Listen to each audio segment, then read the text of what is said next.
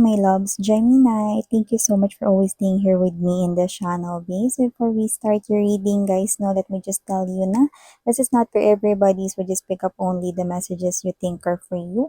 And yes, hi pala sa ating mga new viewers. Ako po siyan, tuloy po kayo. At sa mga retaining na mga subscribers, thank you sa inyong walang sawang pag-suporta. And yes, wala rin po tayong gender here, babae, lalaki, LGBT, lahat welcome. Pwede rin pong pagpalit-palitin yung roles kung gusto ninyo kasi isa naman itong general reading. And syempre, at the end of the day, everybody meron kayong free will na free nyong gamitin anytime, anywhere. Yun nga mga babes, no? And yes, kung hindi nyo pa nalalaman, meron pa po tayong other channel. Link ay inilagay ko sa description box na reading ni ito. Kaya naman, if interested ka na tumambay din doon, then syempre, hindi kita pipigilan. Basta just take only what resonates. Okay, meron din tayong everyday collective reading na nilalagay or ina-upload doon. No matter what your zodiac sign is, you're welcome to hear the messages. Okay? And, yun nga, wala tayo rito na gender, of course. And, kung meron man ditong cross-watchers ni Gemini, welcome ka din. May Gemini placement sa kanilang natal or birth chart, welcome din po kayo. So let's go ahead and check these messages here. Archangel Michael, thank you so much. Angels and guides and even ancestors of my Gemini people, can you please show me messages na dapat malaman ni Gemini? Can you please show me what are you seeing or sensing into their energy? Can you please show me?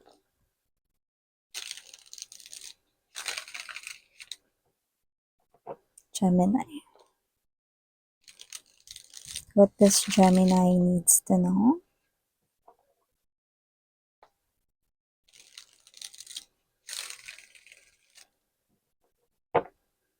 Okay, let's go ahead and check this for you, guys. So, Gem, you do have here Hermit energy.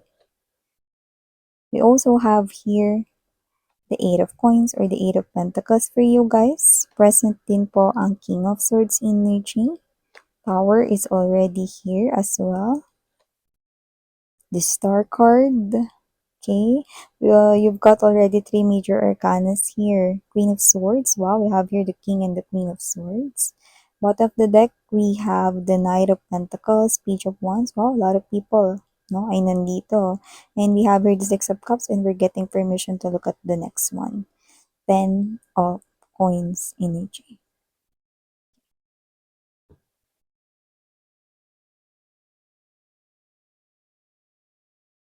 Okay, lagay na lang natin dito. Para hindi mag-slide. There you go. So, Gemini, nakita natin dito, na meron ditong energy ng divine counterparts. Unahin na natin. With the King and Queen of Swords energy, nakita ko dito, na once na meron ka ng tigilan na talagang wag nang maisip, pero yung iba pwedeng meron kayong tao na hindi pa kayo kumakalas sa kanya kahit na nagdudulot na siya sa inyo ng problema at konsumisyon. Yeah, I'm getting that word. Konsumisyon. So, kung sino man siya at hindi mo pa rin siya rito kinakat sa buhay mo, mangyari lamang na ikat mo na siya dahil nakita ko rito ng someone na talagang nagmamatch yung energy. King of Swords is right here. Queen of Swords is right here. So, nakita natin dito na yung iba, okay, maaaring wala naman talaga kayong as in kailangan na ikat na literal na connection or relasyon, pero pwede rin naman na meron kayong iniisip na ongoing sa inyong mind, pero matagal nang tapos yon. It could be related sa inyong past or nakaraan, so you need to cut also yung pag-iisip doon so that you can find true love. Okay? Actually, you're not gonna find it, no? This King of Swords will come searching down for you. So, nakita natin yun dito, Gemini. Okay? So, I do see that this is really your partner. Others of you, I'm sensing twin flame connection here. So, maybe at first, magka-clash yung anyong energy. Like, nakikita ko kayo rito na posibleng parehas kayo magtatagisan dito ng inyong nalalaman. Kasi parehas kayo ditong matalino. maparaan, madiskarte. So, maaring sa unang meet up ninyo, hindi ito maging maganda at maaring kayo ay magkabwisitan pa. Pero kayo rin yung magkakatuluyan. Ayan, no? So, may kinakailangan ka daw ditong ikatmare, ayan, no? Or pare. Okay? Dito. Okay? At pag kinat mo yan, no, new love will open its door para magkatagpo na kayo ng person na ito. Na, pero meron din tayo nakukuhang mensahe dyan. Meron dito nagiging stricto. Pwedeng parents nyo to, lalo na kung mga bata pa yung mga nakikinig sa atin ngayon, no? Or pwede rin naman kayo to bilang parents. Baka parents na kayo. Nakikita ko nagiging stricto kayo dito with your children, no? Wala namang masama dun because it's more likely protection and love as well. Yan, no? Nakikita ko rito na posible kasi may lumalove life na sa mga junakis ninyo. Yan, no? Kung saan posibleng nagbibinata na sila, no? Nagdadalaga na sila, may pakras-kras na, no? So, nag-aalala lang siguro kayo, mga babes, no? Pero kung kayo naman ito, na kayo yung merong strict na parents, at posibleng kayo to, no, na posibleng pinagsasabihan nila at love na bata, kapag huwag ka muna mag-boyfriend, girlfriend, magtapos ka muna pag-aaral mo, blah, blah, blah, you know? Huwag ka masyadong magalit sa kanila, babes, because they're just protecting you. At saka kasi yung parents mo, they're processing from the place of yung mga naririnig at nakikita nila sa paligid kasi mayroong maagang nagkakapamilya, no? Hindi pa ready, hindi pa tapos mag-aral, no? And they don't want you to be like that, no? Na mag-struggle ka, okay? All they want is magkaroon ka ng maganda at maayos na buhay. Ayaw nila nakikita rito yung parang magtrabaho kayo sa isang lugar na you're doing all the body works, no, but you're earning small lang yung kita mo. Okay? They don't want that for you. Okay? Okay? Alam mo, hindi nila pinagdadamot yung love for you na magmahal ka. No? Pwede inspiration. Yan, no? Crush-crush lang. Carry-carry lang, di ba? Huwag magko-cross the line. Yan, no? So, iba siguro dito na babad trip sa parents na parang ganyan or whatever. Iba naman, nasa right age na kayo pero strict pa rin ang parents ninyo, no? Ganun din po kasi your parents right here, no? Ayaw lang nila na mapunta ka sa tao na maaring maging struggle mo, no? Kaya yung pagiging stricto na yan nila sa'yo, no? Or dun sa iyong partner is more likely they're putting your partner into a test how much they love you, no? Para maibigay nila yung kanilang basbas sa inyong dalawa. Yan. Okay? So, maliban dyan, nakita rin po tayo dito energy cancer, no?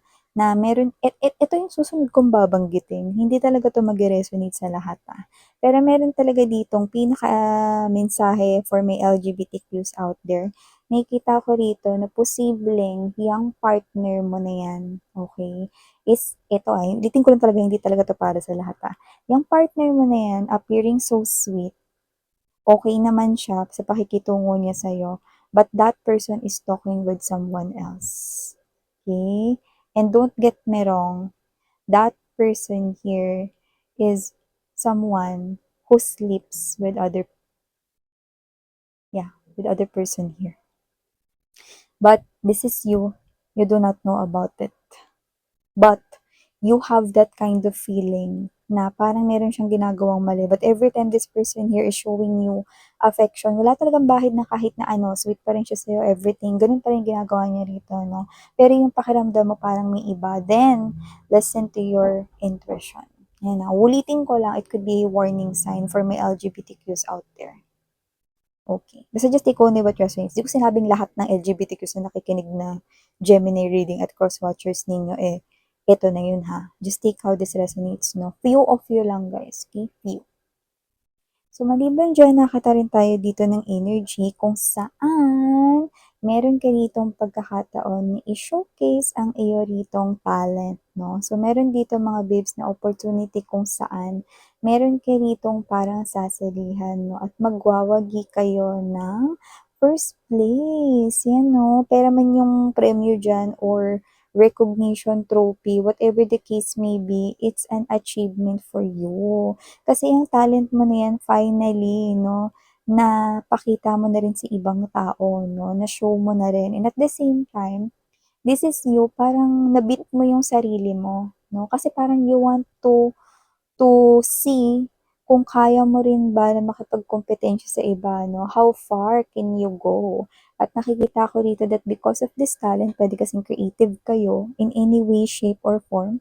Craftsmanship man yan, painting, oil painting, no? Computer graphics, visual arts, blah, blah, blah, lahat na. Okay? Nakita ko rito, no, na yan, talent nyo na yan, yung makukuha ninyong trophy or achievement lang sa sarili ninyo na wow, nabit ko silang lahat, ibig sabihin magaling pala talaga ako, you know. Hindi kayo as in nagyayabang dito, but this is you. Parang ang sarap sa feeling na nakita mo yung kakayanan mo, na kaya mong talunin ang lahat ng mga sumali dun. 'Di ba? At ikaw yung nakasungkit ng pinakamataas na rank or premyo, 'di ba? So, may gano'n na energy. Congratulations, honey, 'no? Kasi iba, nangyari na, tapos na nangyari. Iba, nangyayari pa lang, 'no? And this is something here that surprises you. Kasi this is you, hindi mo to in-expect, lalo na pag maraming kalaban dito or marami kang competitors. But you're gonna win. I'm seeing that. Okay? So, maliban dyan, nakita rin ako dito ng isang malaking pagsubok sa buhay mo. Isa itong parang matuturing natin ditong dagok, no? Pero yung iba nangyari na to. Okay? Isang araw ipagpapasalamat mo yan. Yung iba naman, pinagpapasalamat nyo na yan ngayon. Kung ano man yan, parang yan yung pinaka-worst na nangyari sa life mo. Pinaka talagang umiyak ka, pinaka talaga nalungkot ka, no? So, iba tapos na kayo dyan. Okay? But now you're fully okay. Okay? Iba naman, pagdadaanan nyo pa lang yan, pero you will be okay someday. Yan na, one day, hindi mo na yan, hindi na yan magiging masakit at hindi na yan magiging isang makakaapekto, bagay na makakaapekto sa'yo, hindi na. Yan, no? Kung ano man yan, pwedeng kahit na ano yan, no? Na bagay na parang winish mo dati na sana hindi nangyari. Okay? But you know, our life is written, no? Kay universe, no? Alam ni universe, no? Na meron na tayo talaga dito mga patutunguhan sa ating life, no? At ang kailangan na lang natin gawin is to look for that pathway. Okay? Sometimes things, no, happen for a reason na hindi natin nalalaman pero tuloy pa rin ang laban. Kasi hindi ka naman nag-iisa dyan eh. Hindi mo lang sila nakikita using your visible eyes, honey. But they're guiding you. Okay?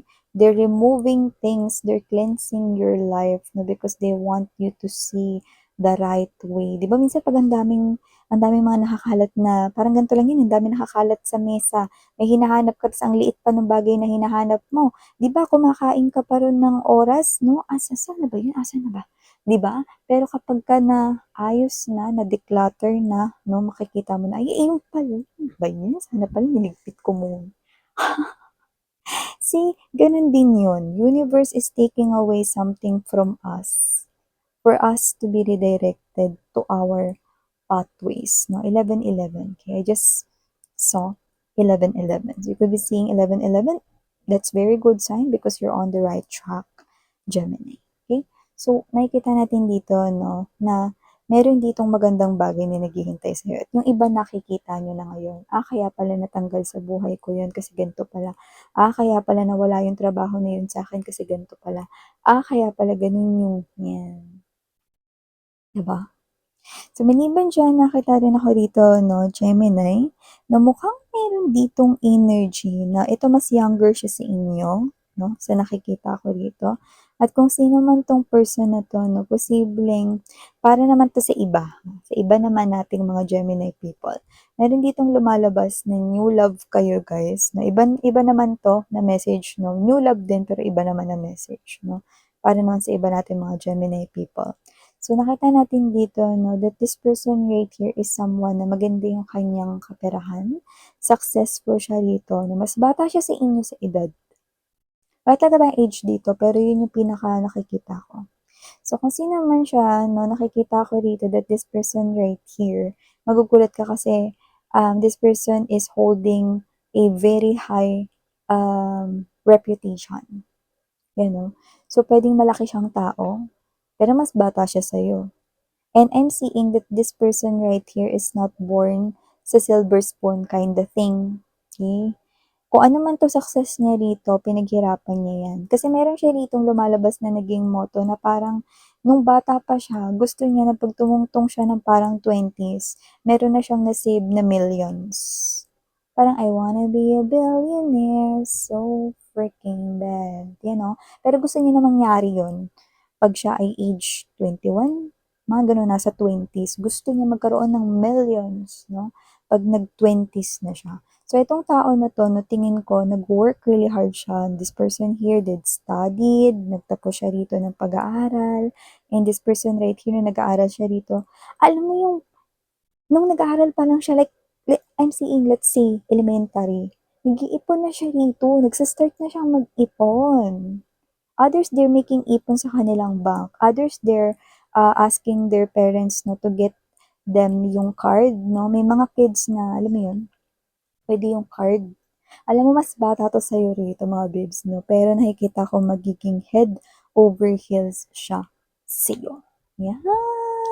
And yeah, I'm seeing this person here growing old together with you. For the initials, I'm only seeing one letter, but okay, just take only what resonates. For the initials, I'm seeing letter G.